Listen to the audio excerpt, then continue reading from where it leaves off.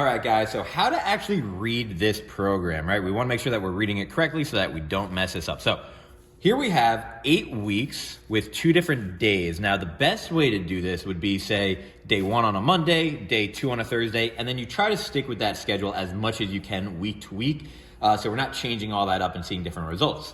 So for instance, if you're going to start this out, we're going to go day 1 first, and you're going to do week 1's numbers. And then the next workout, you'll do day 2, week 1, and then go to week 2, week 2, week 3, week 3, and so on.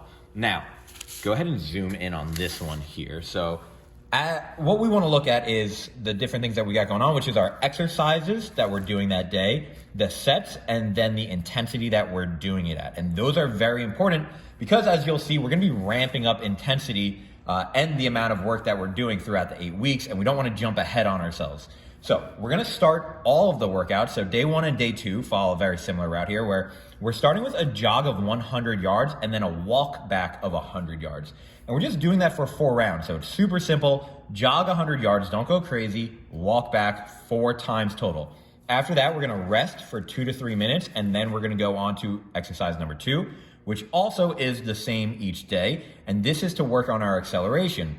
We're doing 20-yard sprint fly-ins, and what that is, we're going to start at the end zone. We're going to jog for 20 yards, and we're going to slowly increase our speed over the course of that jog until we hit the 20-yard mark. And from there, we're going to sprint from the 20-yard mark to the 40-yard mark for a total of 20 yards, and then go ahead and cool down after that. We're going to do that for 5 rounds.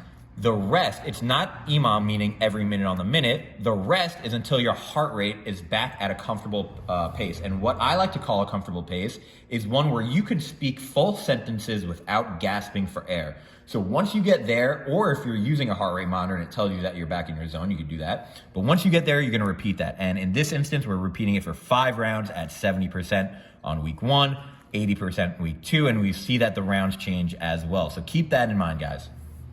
Now, here's where it changes.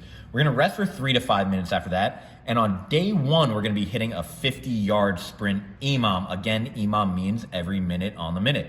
So we're going to sprint 50 yards. We're going to walk or jog back, depending on how fatigued we are and if we got that in the time, back to where we started, and then sprint again when the minute hits. So we're going to start our clock, sprint the 50 yards, jog back, and the second it hits a minute, we're going again, jogging back, 2 minutes, go again, up until we're done with the workout. So we start here with 10 minutes and we work our way up throughout the course of the 8 weeks. Now on day 2, what we're gonna do here is, instead of the 50-yard EMOM, we're gonna do a 100-yard EMOM. The difference here, we're gonna sprint that 100 yards, so end zone to end zone, and instead of jogging back, we're gonna stay down where we are and focus on getting our heart rate down. So big deep breaths there. So sprint that 100 yards, stay down there, and sprint again when the next minute hits. So it's the same thing there. We're starting with 8 minutes here at 70 to 80% intensity, and then we're working our way up. Again, guys, please make sure you are paying attention to how many minutes or rounds we're doing and the intensity at which we are working at. Especially if you haven't been running out on the field, we want to make sure that we're starting off slow and that we're not injuring ourselves, and then we'll work our way up as the 8 weeks progress. Again, if you have any questions at all, please feel free to shoot me an email, mike@stokedathletics.com, and I'll talk to you soon.